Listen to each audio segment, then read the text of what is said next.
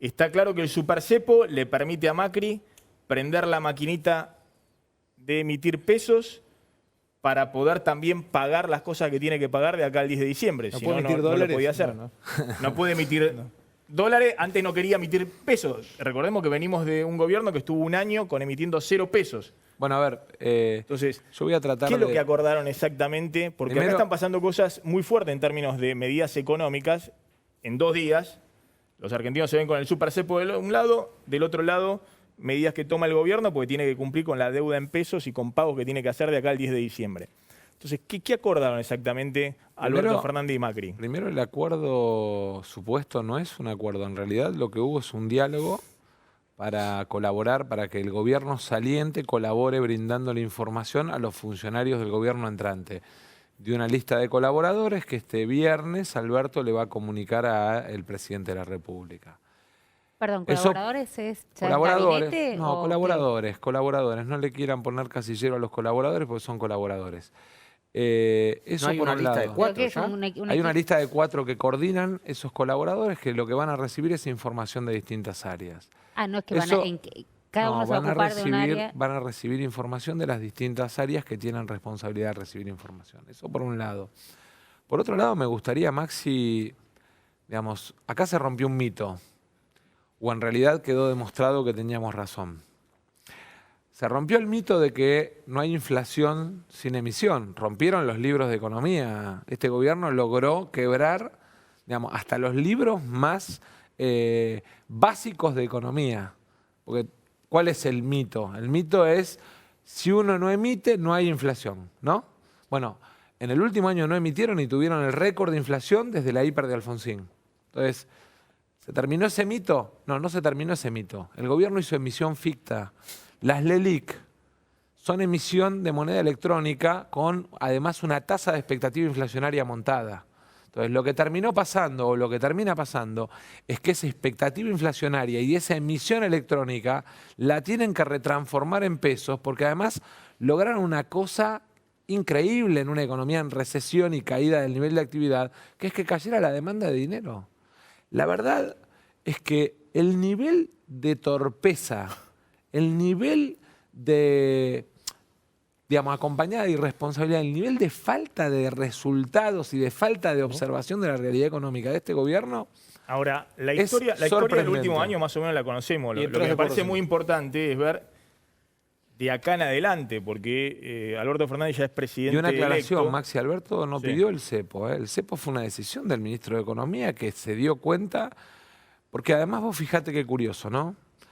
Este Remes gobierno Lacnusov. hizo choripanes de $10.000, ¿no? Porque primero puso el cepo en $10.000 hasta el día de la elección. Hizo choripanes de Sí, 10.000 claro, dólares. nosotros en Es un teoría título. somos los choripaneros, pero este gobierno hizo choripanes de $10.000 para su votante hasta el día de la elección. ¿Me das un segundo? Déjame esa... Hizo choripanes de 10.000 dólares. Pero escuchame una cosa, si tenían mola conciencia reserva. de que tenían un problema de reservas, dejaron el retiro de dólares hasta $10.000. En vez de Y el chorizo día de después de la pan, elección lo ponen en 200, hicieron cuanto menos choripanes de $9.800. Que vos decís para sus votantes, el Me- 39, no sé, 40, lo que sea que los votó, no podían comprar $10.000 por mes. No, yo no estoy No, está hablando bien. de, Lo que- de lo los que está del diciendo. 40%. Yo lo que estoy hablando... Después nos metemos en la comunidad. Yo de lo que estoy hablando es de la irresponsabilidad en el manejo del contexto electoral. Después de la PASO, perdóname Alejandro un segundo, Sí. después de la PASO, la verdad es que Alberto se comportó como un presidente y Macri se comportó como un irresponsable. Y basta mirar los anuncios, la campaña, los gastos. Hablaban de los aviones de los gobernadores en Tucumán. ¿Cuánto gastó el gobierno en logística presidencial en esta gira de Está bien, despedida de a ver, Macri? ahora, después del Maxi, domingo a la ¿Me noche. dejás que abra Sí. Rosendo y vuelvo con vos? Porque quiero que Sí. Rosendo hace 10 Mira, minutos yo- me pide y no abrió todavía. Sí, Yo creo, Rosendo. viste, acá hay que rescatar lo positivo. Lo positivo es que esa foto, para mí, que esa foto de Macri y Alberto en la mañana del lunes cambió el contexto político. Para bien. Ahora bien, pero vuelvo a las 48 horas posteriores a las PASO, vimos el costo de no tener un contexto de diálogo. Se vio. El viernes se fueron casi 1.800 millones de dólares el viernes. Estas 48 horas has tenido una situación muy diferente a la que tenías el viernes y muy diferente a la que tuviste en la Pero post-PASO. ¿por qué no se puede comprar? pará, porque no se puede comprar. Pero que... Bueno, pero fue una decisión que tomó el presidente Macri asumiendo su rol de presidente Estaba en y su campaña hasta el responsabilidad. viernes. Pará. Bueno, pero el Sí, domingo, pero el domingo se sacó el traje de eso campaña es y asumió así, su rol y su el responsabilidad. costo de la campaña ha sido altísimo. No sé qué- 31.500 millones de El dólares. costo de la campaña, sí, pero dejemos eso para atrás. Ese cambio de actitud para mí es fundamental hacia adelante. Te van a poner a prueba los acontecimientos, como empezó a decir Maxi, pero lo importante es reforzar esa idea, llamémosle diálogo, llamémosle consenso, donde sí, viste, tendrás el problema de la discusión, quién paga los costos, pero reforzar esto es fundamental en este momento. ¿Reforzar esto en qué sentido? En ¿Reforzar construir, en darle La una prudencia. A ver, continuidad. se lo digo en una imagen, esa imagen. La prudencia En institucional. darle una continuidad, en que esto se vea reflejado en el Bueno, traspaso ahí- en el Senado, en el traspaso en diputados, que esto se vea reflejado en ámbitos de diálogo. O sea, Y ustedes eso no va a pidieron, suceder. ustedes no pidieron cuidar las reservas, ¿no? Es Macri, Pero si está, cuidarla- si está Macri viendo el programa ahora, Mm. no podría estar diciendo, pero si me pidieron que le cuide la reserva, le puse un cepo de $200. Si está Pero- viéndote en este momento Macri, Pero hay un montón en este de- momento te está viendo ahora, y el tipo dice, pero si yo le cerré el cepo a $200. Pero es que hay un montón de medidas que vos podrías haber tomado para cuidar las reservas, pero las tendrías que haber tomado, te diría, 15 días antes o 20 días antes de la elección Estaba primaria. en campaña.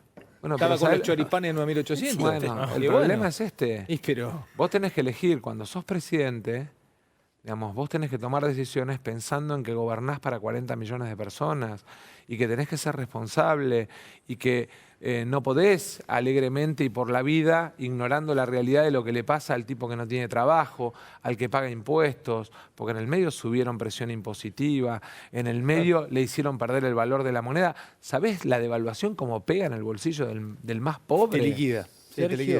Sergio, como desprendimiento de esa foto, que es lo que dice Rosendo, la imagen de la responsabilidad institucional de los dos máximos dirigentes, hoy uno que se está yendo, otro que está entrando, están los equipos de transición. Recién hablábamos del equipo de Alberto con los 4 nombres, son Gustavo, Vilma. Santiago Cafiero, Vilma Ibarra, Gustavo Vélez Y Guado. y Guado de Pedro. Si uno observa eso, porque acá nos cansamos de decir, hay que escuchar a ver qué es lo que va a decir Alberto que quiere hacer, pero también con quién lo quiere hacer. Bueno, esto es un equipo de transición que se pone a trabajar con el equipo que designa Macri, al cual también le dijo colaboración en la transición. Pero lo que pasa es que va a haber medidas que yo no digo que van a ser de cogobierno, pero que seguramente van Por a estar... ejemplo, ¿cuál? No lo sé. Yo le digo una, pero pará, medida pero por eso concreta. digo- Sí, yo digo una medida Nosotros concreta. trabajamos Bueno, en pero equipo, esperá, cuando, esperá, Vino después cuando decir- hay uno que saltamos todos a favor, ¿eh? No, Que pero estamos por eso protegidos. digo- Porque yo, por ejemplo, sí te puedo decir No, pero cuáles para son tiene una medida, leyes. tiene una medida, tirásela Lo vos. que yo leyes quiero que- decir- A ver, Sergio A ver, tiene una medida. a ver, Pero pará, pero déjame terminar la idea. Déjame sí, terminar la perdón. idea. Pues, digo, porque viendo y observando los nombres, son, yo te diría, una composición albertista. Menos Guado de Pedro, que viene del kirchnerismo, del cristinismo. Pero son nombres que no habían aparecido, excepto Santiago Cafiero y Guado de Pedro. Gustavo Vélez es como que es un recién llegado, después de años de no haber estado en la política. Vilma Ibarra es como una recuperada, en los últimos años de la política no estuvo muy presente. Lo que digo es, ¿esto es lo que tenemos que ver también de un futuro gobierno de Alberto? Lo primero es, el presidente elige sus colaboradores porque en la Argentina el poder ejecutivo es unipersonal. ¿Mm?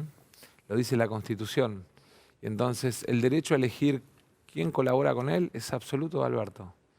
Y me parece que en todo caso lo que va a ir haciendo es construyendo desde un equipo de coordinación del traspaso de la transición, después mensajes respecto de en cada área cómo va a ir tomando decisiones. Y en eso me parece importante entender también que nosotros hasta el 9 de diciembre somos la oposición en la Argentina. Y el 10 de diciembre somos el gobierno que arranca, que asume.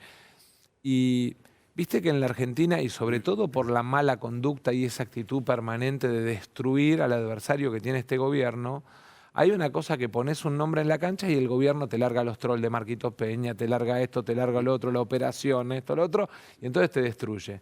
Lo que decidimos es que la transición, digamos, la llevamos adelante con un equipo político para que no empiece el gobierno a limar que fulanito, que menganito, simplemente porque queremos cuidar al equipo que el 10 de diciembre arranca con responsabilidades de resolver los problemas de los argentinos.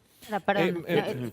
Perdón, justo No, me no, interrumpió dale, Maxi, está Maxi bien. y vuelvo con vos, Dale. Romy. Perdón, Sí, perdón, sí, hoy sí, voy a sí. tener que laburar así Dale, de ordenador. dale. Dale. Ya está el cepo que dijimos, les conviene a los dos. Le conviene a Macri para evitar el colapso hasta el 10 de diciembre y le conviene a Alberto Fernández porque, como quería, le protege reservas para cuando llegue el 10 de diciembre. Hay un tema que empieza a desplegarse los primeros días de noviembre, que es el precio de los combustibles.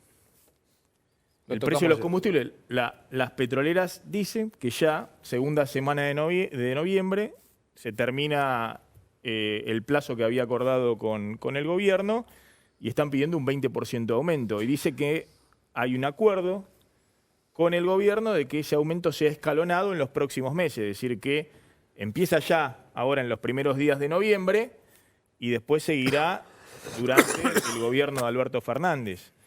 ¿Ustedes están de acuerdo con eso? Bueno, ¿Lo a ver, conversaron? El digamos, aumento de las naftas. Primero miremos un tema de matriz. Sí.